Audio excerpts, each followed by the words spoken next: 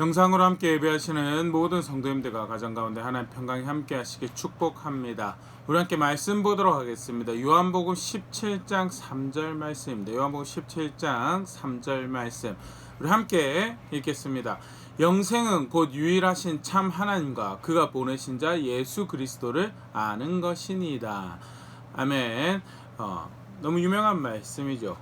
요한복음 17장 예수님께서 십자가를 앞두시고 기도하신 내용이 기록되어 있는 그 장의 한 부분인데요. 오늘 요한복음 17장 1절에서 5절 예수님의 기도의 전반부 내용을 함께 생각해 보도록 하겠습니다. 먼저 이 전반부의 내용을 보면 크게 두 모습으로 예수님이 하나님의 아들 되심에 대해서 다시 분명히 확인하고 소개를 하고 있는데요. 그 두 모습은 하나님의 뜻을 이루어서 하나님 영화롭게 하신 하나님의 아들이신 예수님, 나아가서 두 번째 그 하나님께 스스로를 영화롭게 해달라고 해서 영광을 받으시는 하나님의 아들로서의 예수님의 모습을 이제 두 가지 모습을 보일 수 있는데요. 하나씩 우리가 생각을 해보면요. 먼저 하나님을 영화롭게 하셨다. 요한복음 17장 4절 아버지께서 내게 하라고 주신 일을 내가 이루어 아버지를 이 세상에서 영화롭게 하였사오니, 하나님의 아들로서 스스로를 표적을 통해서 나타내시고 복음을 통해서 가르치시고 내가 그 구원이면 내가 그 메시아이심을 반복적으로 이 땅의 사역 가운데 드러내셨는데, 결국 그것은 무엇을 나타내는 궁극적인 그 방향성은 하나님을 영화롭게 하는 것이었다. 그래서 4절 좀 읽었던 4절 말씀 그렇게 표현하시죠. 아버지께서 내게 하라고 주시는 일을 내가 이루어 아버지를 이 세상에서 영화롭게 하였다라고. 하나님의 뜻을 이루는 모든 과정이 사실 하나님의 뜻을 이루는 것이었다. 조금 구분해서 생각해보면 먼저 그가 전하신 하나님 나라의 복음, 아버지의 말씀을 전했다라. 요한복음 12장 49절에서 50절 말씀, 내가 내 자의로 말한 것이 아니오 나를 보내신 아버지께서 내가 말할 것과 이를 것을 친히 명령하여 주셨으니 나는 그의 명령이 영생인 줄 아노라. 그러므로 내가 이르는 것은 내 아버지께서 내게 말씀하신 그대로니라 하시니라. 예수께서 가르치신 것, 말씀하신 것, 명령하신 것 모두 사실은 예수님 자의로 이야기한 것이 없다라. 말씀한 것이 하나도 없다라는 것. 오직 아버지께서 말씀하신 것을 내가 너에게 전한 것이다라고. 근데 그런 표현들이 등장을 합니다. 우리 지난 시간에 살펴봤던 요한복음 15장 같은 경우에도 내가 너에게 새 계명을 주노라. 새 계명. 그러면 이전에 주셨던 하나님께 주셨던 계명과는 다른, 또 완전히 다른 말씀인가? 그런 의미에서 새 것이 아니죠. 예수님을 통하여서 그 진리가 분명히 무엇인지 밝히 알려진, 대표적인 예로 요한복음 15장에 새 계명을 주신다고 하시면서 말씀하시던 그 서로 사랑하라는 건데, 구약 성경에 서로 사랑하는 말씀이 없었던가? 그건 아니죠. 그런데 예수 그리스도 안에서 구체적인 그의 십자가의 사역을 통하여 보여준 사랑한다는 의미가 뚜렷하게 그 진의가 드러난 그 사랑하라는 것, 사랑하라는 명령 가지고 자기 나름대로 임의대로 해석한 각양의 이해를 담은 그런 사랑이 아니라 하나님의 아들이 분명히 하나님의 뜻을 밝히 보이신 그 의도대로, 그 목적, 그 지향하는 바대로 서로 사랑하는 그런 측면에서 새 계명이라는 거지, 절대 예수님께서 자의로 새롭게 만들어내어서 아버지가 다른 방향성을 이야기하는 새 계명의 의미가 절대 아니다라는, 좀 전에 읽은 요한복음 12장 말씀 분명히 말씀하시죠. 나는 그의 명령이 영생, 그의 명령이 아버지의 말씀만이 구원인 줄 알아서 내가 너에게 전한, 내가 너에게 가르친 모든 복음은 아버지의 말씀을 너에게 준 것이다. 그래서 그렇게 하나님 뜻을 이루시죠. 구체적으로 하나님 뜻을 이루시는 사역을 하시죠. 말씀 전하는 것뿐만 아니라 표적을 행하시고, 심지어는 병자들을 고치시는 모든 장면에서 예수님의 관대하심, 그 사랑, 은혜로우심, 자비하심을 풍성하게 볼 수 있는 그런 장면들이죠. 그러나 분명한 것은 그 모든 것은 하나님의 뜻을 이루시는 장면이었다. 요한복음 4장 34절 예수께서 이르시되 나의 양식은 나를 보내신 이의 뜻을 행하며 그의 일을 온전히 이루는 이것이니라면서, 하나님의 뜻을 이루는 것이 나의 철저한 방향이고 내가 지향하는 바, 목적하는 바고 내가 이루기 원하는 분명한 지향점이다라는 것.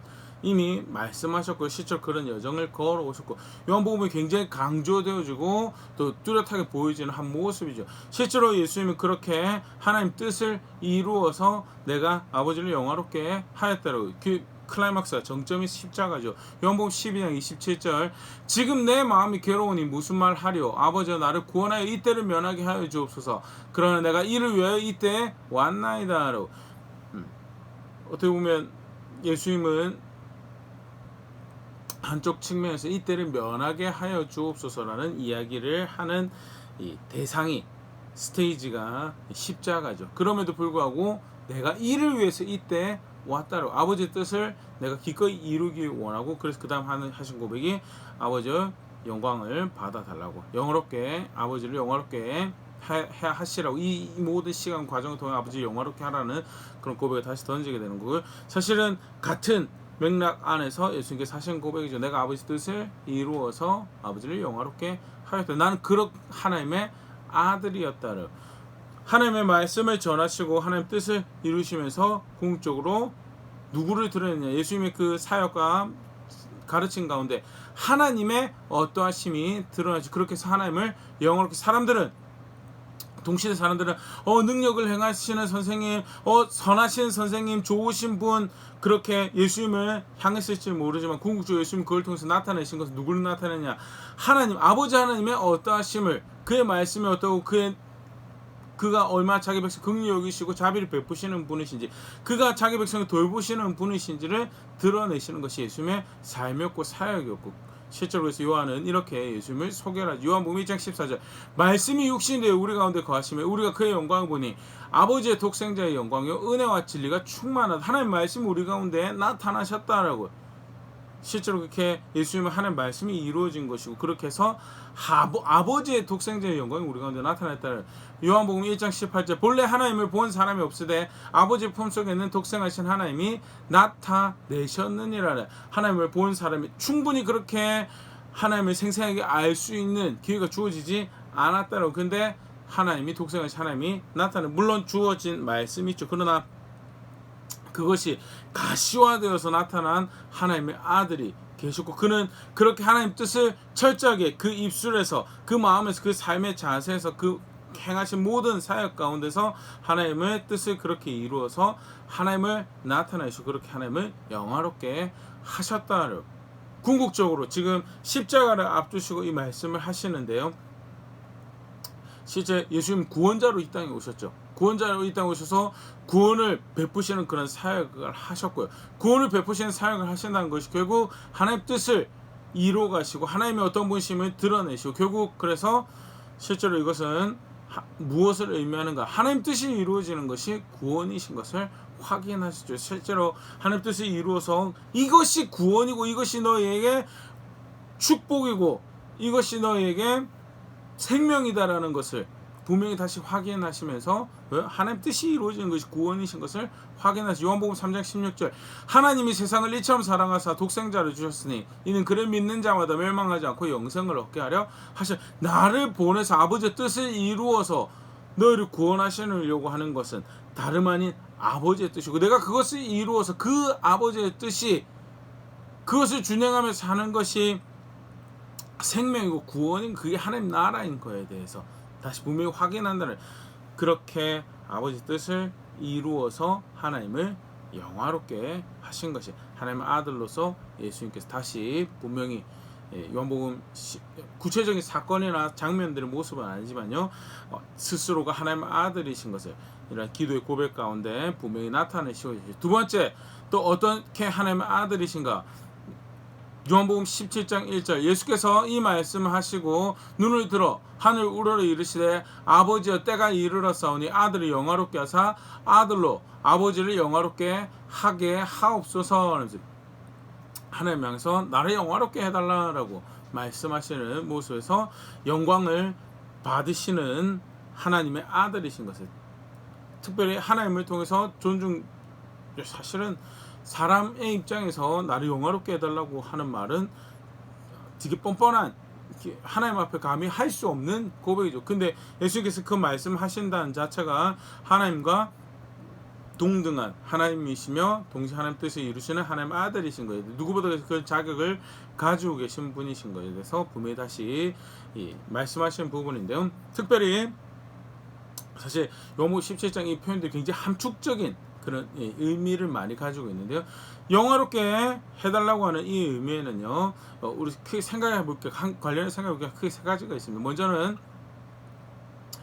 요한복음 17장에 말씀하시는데요. 나는 원래 그렇게 하나님과 같이 영광을 받아야 돼 동등된 영광을 받아야 되는 그런 하나님이시다라는 거예요. 요한복음 17장 5절 아버지와 창세전에 내가 아버지와 함께 가졌던 영화로서 지금도 아버지와 함께 나를 영화롭게 하옵소서. 내가 영광을 아버지와 나를 영화롭게 하옵소서. 내가 나를 영화롭게 하옵소서 말씀하시는데 그 근거로서 말씀하시는 대표적인 하나가 창세전에 내가 원래 아버지와 함께 누려야 되는 누린 그 영광, 그 영화, 그거 원래 내 거였습니다. 나는 그런 존재다. 그게 원래 아버지가 나에게 허락하신 그게 내 자리고 자칫 잘못하면 마치 이제 그 하등한 존재처럼 수직 구조상에서 하등한 존재처럼 여겨질 수 있지만 그게 사실 사역에 있어서 예수님께서 선택하신 거예요. 포지션이죠. 하나님의 뜻을 이루어가는 한 하나님으로서 또 삼위일체 하나님으로서의 모습이고요. 그렇다고 해서 존재적으로 지금 좀 전에 표현된 이제 창세전에 아버지와 함께 가졌던 영화다라고.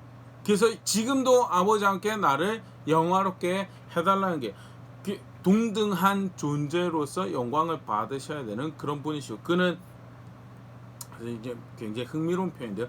창세전에 사람으로서는 말을 할 수가 없는 세상이 시작하기 전에 시간이라는 것이 출발 땅 해가지고 달리기 시작한 그 전에부터 나는 창조주 하나님과 함께 영광을 누렸던 그런 존재로 나 땅이 영광을 받아야 되는 존재고 그래서 아버지께 그게 사실은 예수님을 향한 하나님의 뜻이죠. 영광을 받으시는 게 그런 존재시고요. 그래서 그 뜻을 이루어달라는 고백에서 영광을 나를 영화롭게 해달라라는 그런 고백을 하고요.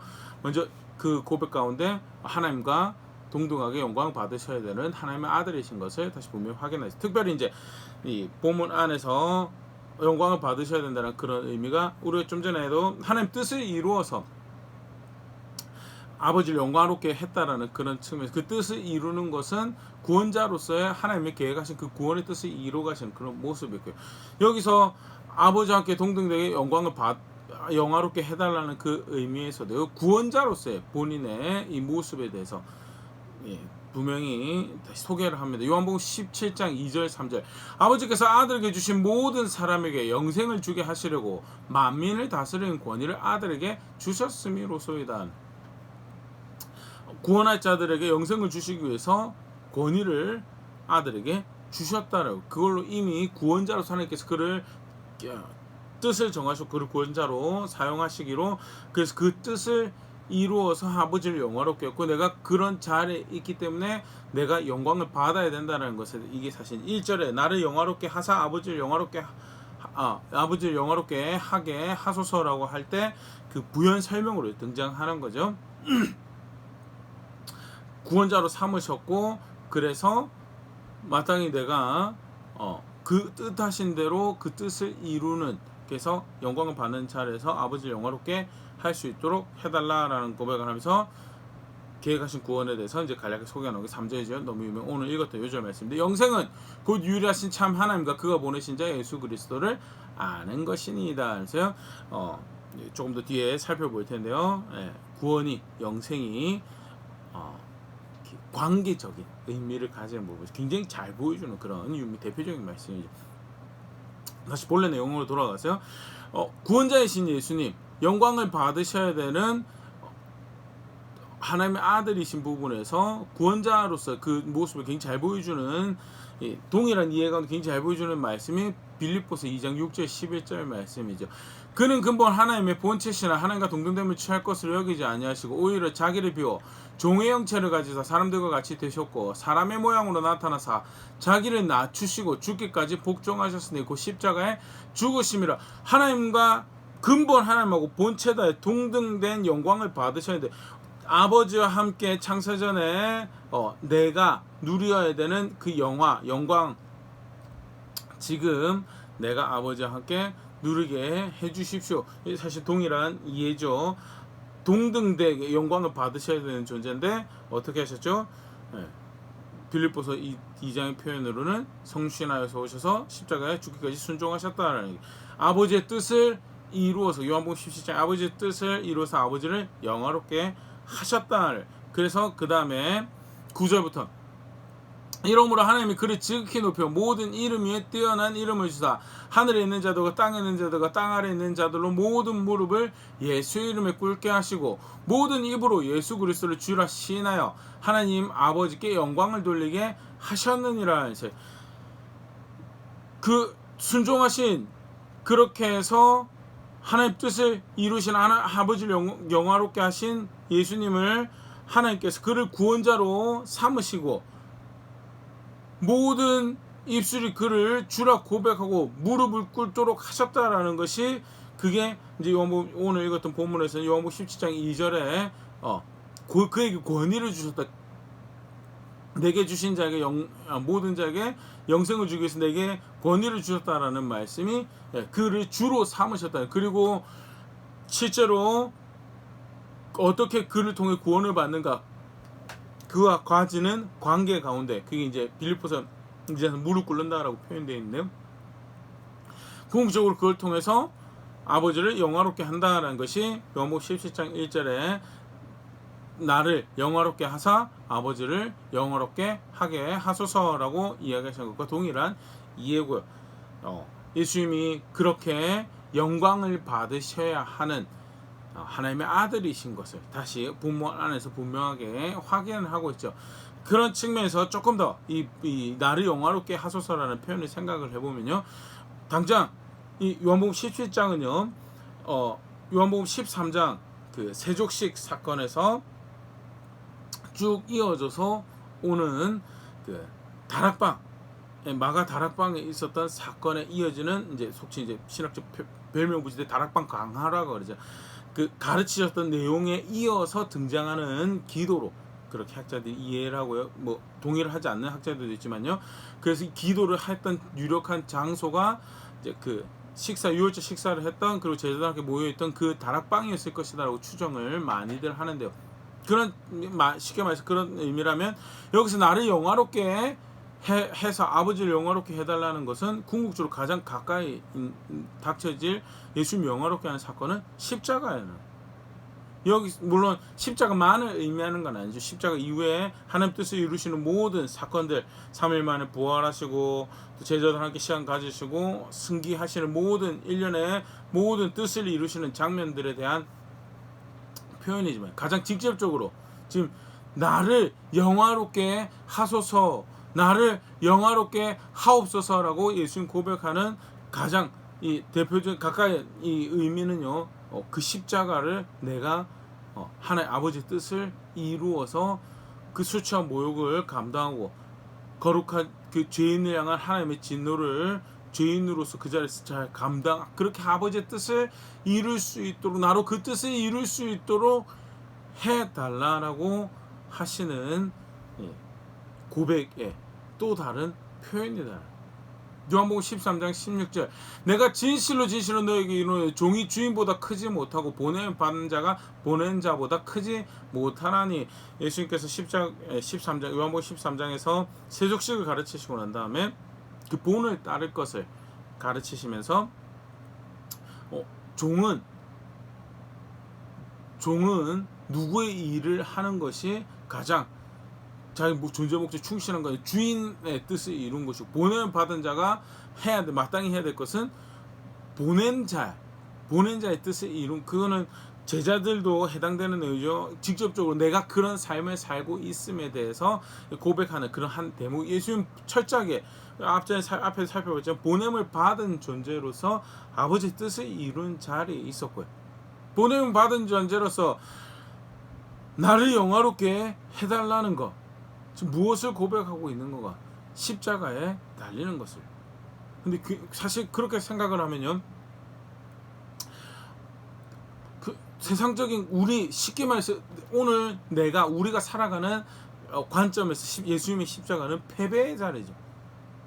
정복을 당하는 자리고 패배를 당하는 자리고 망가져지는 자리고 부서지는 자리고 실패하는 자리. 근데 예수님 지금 뭐라고 얘기하시냐? 그게 내가 영광을 받는 자리. 왜? 어떻게 그렇게 표현할 수 있냐? 그게 아버지 뜻이 이루어지는 자리. 아버지 뜻이 이루어지는 자리. 마태복음 26장 39절 조금 나아가사 얼굴을 땅에 대시고 엎드려 기도하여 이르시되 내 아버지여 만일 할만하시거든 이 잔을 내게서 지나가게 하옵소서. 그러나 나의 원대로 마시옵고 아버지의 원대로 하옵소서 하시고, 그게 예수님께서 사실 이제 이 기도 후에 맞닥뜨리시는 이 일련의 사건의 모습이죠. 그런데 한편으로는 피하고 싶은 잔, 죄인으로서 거룩하신 하나님의 진노를 맞닥뜨려야 되는 그 자리이지만, 그럼에도 불구하고 그것이 아버지의 뜻이 이루어지는 자리이기 때문에 그것을 뭐라고 부르고 있느냐? 그게 나를 영화롭게 하는 자리다라고. 그래서 뭐라고 기도하고 계시냐면 나를 영화롭게 해달라고. 아들을 영화롭게 하사 아들로 아버지께 영광을 돌리게, 아들로 아버지를 영화롭게 할 수 있도록 해달라고 고백을 하고 계시는 것이 이제 요한복음 17장 1절에서 5절 사이에 대표적인 예수님 기도 내용이고요. 간략하게 살펴봤지만 분명하게 두 가지 예수님, 하나님의 아들이신 예수의 모습을 다시 우리로 보일 수 있도록 하시죠. 하나님의 영광을, 하나님 뜻을 이루어 하나님이 영화롭게 한 실패한 이스라엘 백성과는 다른 하나님의 아들이라고 치는 참 진실된 하나님의 아들로서 예수의 모습을 분명하게 다시 확인을 하고, 두 번째는 그러기에 영광을 받으셔야 하고 높임을 받으셔야 하는 하나님하고 동등된 하나님의 아들이고 실제로 그렇게 하나님 뜻을 이루시는 하나님의 아들이신 것에 대해서. 그런데 그 가운데 좀 우리가 사실 우리의 세계관을, 우리의 관점을 도전하는 분명한 한 이슈가 있죠. 십자가인데 패배인데 지는 자리고 정복당하는 자리인 것 같은데, 근데 실상은 그것이 하나님 뜻을 이룬 자리이기에 그것이 영광을 받는 자리다라고 표현하시는 예수님의 하나님 아들로서의 이 모습, 굉장히 사실 그의 순전하심에 거룩하심을 다시 한번 생각해 볼 수 있는 그런 모습인데요. 우리 신앙과 관련해서 다시 분명하게 우리로 가르치시는 거죠. 먼저는 예수님을, 오늘 본문 말씀에도 그렇지만요, 예수님을 아는 것이 참 하나님과 그의 보내신 자 예수 그리스도를 아는 것이 구원이고 영생이다라고 할 때, 예수님을 안다라는 것이 본문 안에서 무엇을 의미하는가라고 할 때 어떤 예수님인가, 하나님 뜻을 이루는 것이 그게 비단 그게 십자가라 하더라도 그것이 내가 영광을 받는 자리다라고 말씀하고 계시는 예수님이다. 나는 그렇게 치열하게 지독하게 하나님 뜻을 이루기 위해서 살아와서 하나님을 영화롭게 한 하나님의 아들입니다라고 고백하는, 그게 내가 나로서 내 존재적으로서 만족하는 자리고 영광을 받는 자리라고 고백하는 그 예수님이다. 그 예수님을 안다는 거예요. 쉽게 말해서 내가 추구해야 될 최고의 만족이 뭔가 다시 분명하게 기준을 제시하고 있죠. 사실 실상 우리는 세속적 관점에서 많은 거짓된 만족에 우리의 마음을 잃어버립니다.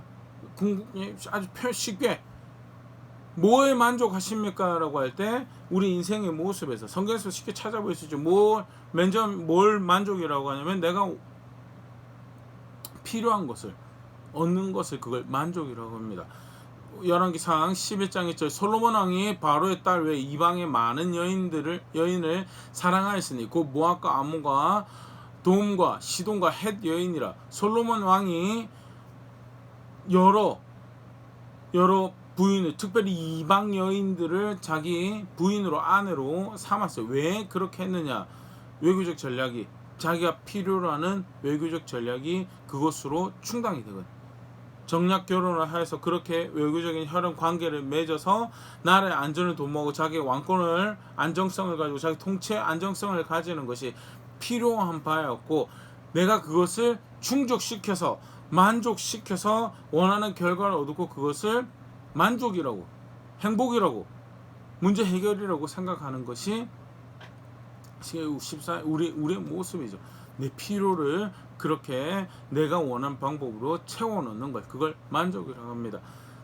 또 뭘 만족이라는가? 마음에 원하는 것을 하는 걸 만족이라고 그러죠. 뭐 그것도 성경에서 간단하게 살펴볼 수 있는 이슈가 아합의 경우인데요. 열왕기상 21장 7절, 그의 아내 이세벨이 그에게 이르되 왕이 지금 이스라엘 나라를 다스리시나이까?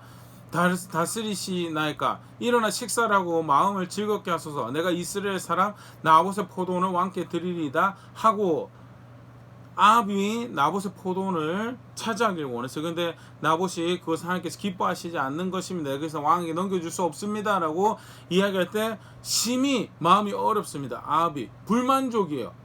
원하는 거 하지 못해서, 하나님 뜻이 분명히 있음에도 불구하고 그걸 못하는 게 너무나 불만족이에요. 근데 강교한, 하나님을 경외하지 않는, 두려워하지 않는 이세벨이 와서 내가 뭘, 네가 왕이면 네가 마음대로 원하는 대로 하라고, 내가 너한테 그거 줄게 라고 이야기하면서 문제를 해결하고, 아합이 그걸 함께 기뻐해요. 그래서 이세벨이 왕이 용인한 권위 가운데 불의를 행하죠. 그래서 나봇을 거짓된 방법으로 죽여버리고 아합의 손에 그 만족을 쥐어줬습니다. 그걸 만족이라고 해요. 근데 실상 그게 만족이냐? 그게 만족이 아니죠. 그거는 자기의 생명을 어리석은 스스로 속여서 팔아버리는 그런 선택을 하는 거예요. 근데 그걸 인생사에서 쉽게 내가 필요한 거 갖다 채우고, 내가 마음에 원하는 거 하고, 또 뭘 만족이라고, 뭘 행복이라고 하냐면, 사람들에게 인정받을 때, 사람들에게 사랑받을 때, 그걸 만족이라고, 행복이라고 하죠. 거기에 제일 쉽게 자기의 영혼을 갖다 판 사람이 사울이죠. 사무엘상 15장 24절, 사울이 사무엘에게 이르되 내가 범죄하였나이다. 내가 여호와의 명령과 당신의 말씀을 어긴 것은 내가 백성을 두려워하여 그들의 말을 청정하였음이니이다. 사울이 스스로 높이고 싶어요. 만족스러운, 스스로 영화롭게 하고 싶어요. 근데 그 수단이 뭐냐? 사람들에 의해서 칭송받고, 사람들에 의해서 인정받고, 사람들에 의해서 사랑받고, 그걸 통해서 스스로를 영화롭게, 만족스럽게 하려고 해요. 그게 거짓된 만족이죠. 거짓된, 스스로 실제로는 죽이는 선택을 하는 건데, 오늘 본문에서 우리가 알아야 되는 예수님, 아니 말씀을 통해서 알려주신 예수님은 무엇을 만족으로 삼았냐? 설령 그게 십자가고, 그게 수치고 모욕이고, 죄인으로서 하나님, 거룩하신 하나님의 진노를 맞닥뜨리는 그런 자리라 하더라도 하나님 뜻이 이루어지면 그게 내게 최상의 만족이다. 궁극적으로 해서 하나님이 영광을 받으시는 것, 하나님께서 높임을 받으시는 것, 그가 그 선하신 뜻을 이루어서 그가 만족하시는 그 자리가 사실은 내게 가장 복된 자리고, 내게 가장 만족스러운 자리고, 이렇게 복받는 자리다. 로마 12장 1절 2절, 그러므로 형제들아 내가 하나님의 모든 자비하심으로 너희를 권하노니 너희 몸을 하나님이 기뻐하시는 거룩한 산 제물로 드리라. 이는 너희가 드릴 영적 예배니라. 너희는 이 세대를 본받지 말고 오직 마음을 새롭게 함으로 변화를 받아 하나님의 선하시고 기뻐하시고 온전하신 뜻이 무엇인지 분별하도록 하라.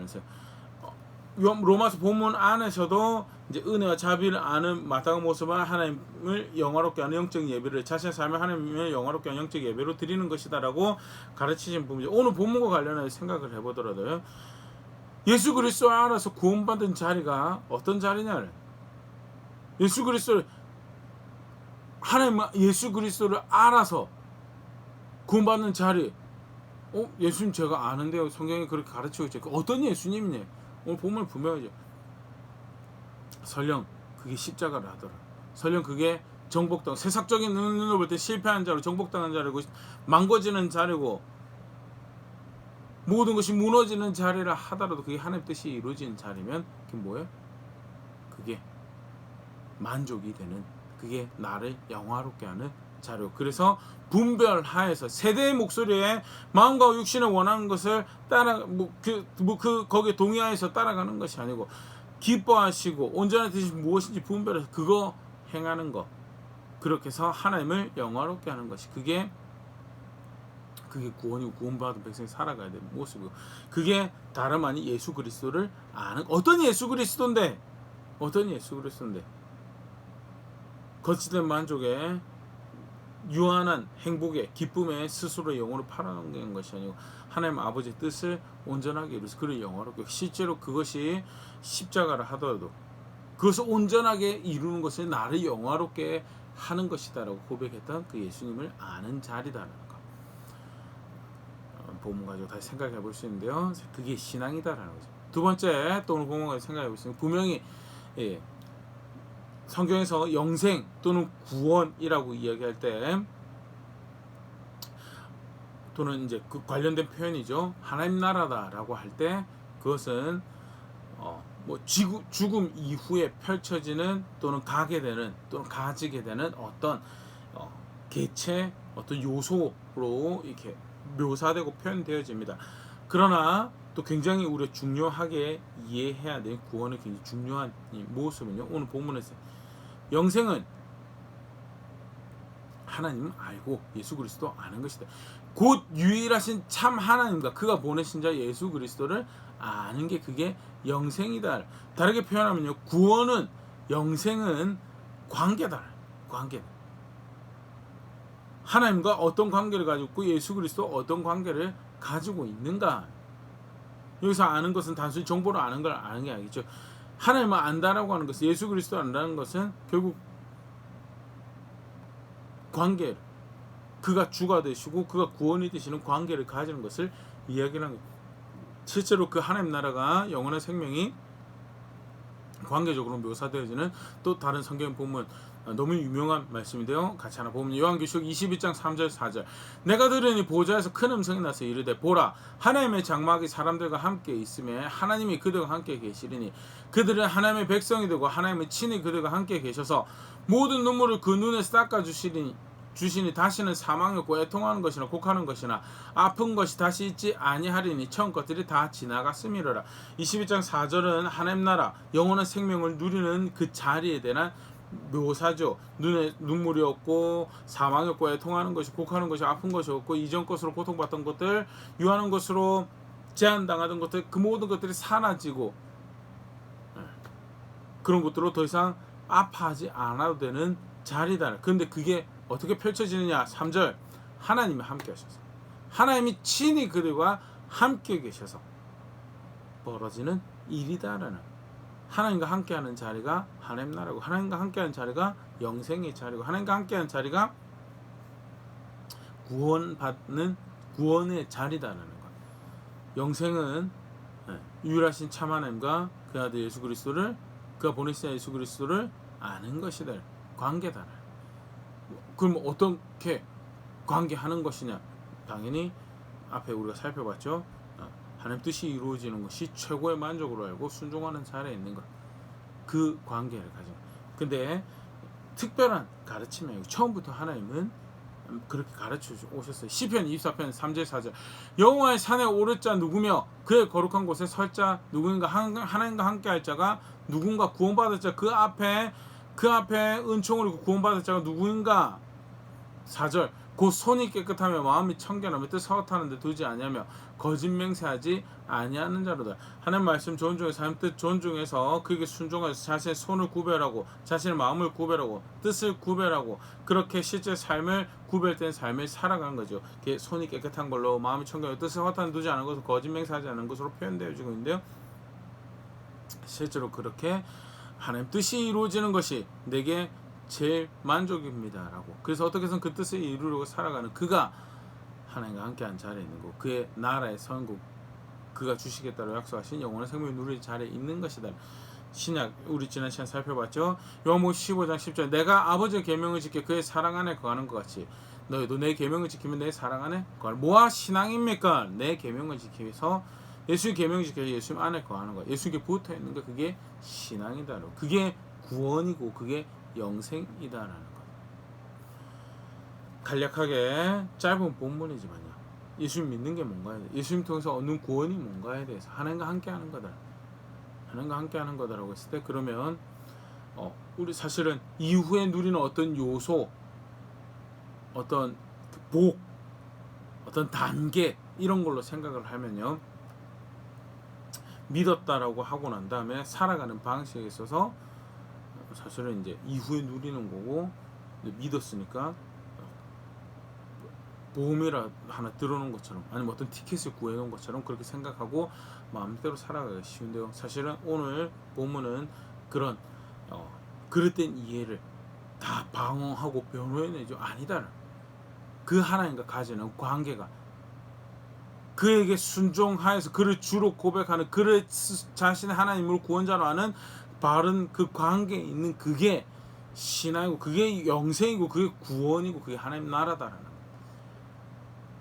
그래서 그러기에 거짓된 만족에 영혼을 잃어버리지 말고 최상의 만족에, 주가 보여주신 그 보호는 최상의 만족에 마음을 들이고 생각을 들이고 걸음걸음 그것을 향해 가는 것이, 그게 신앙인 거에 대해서.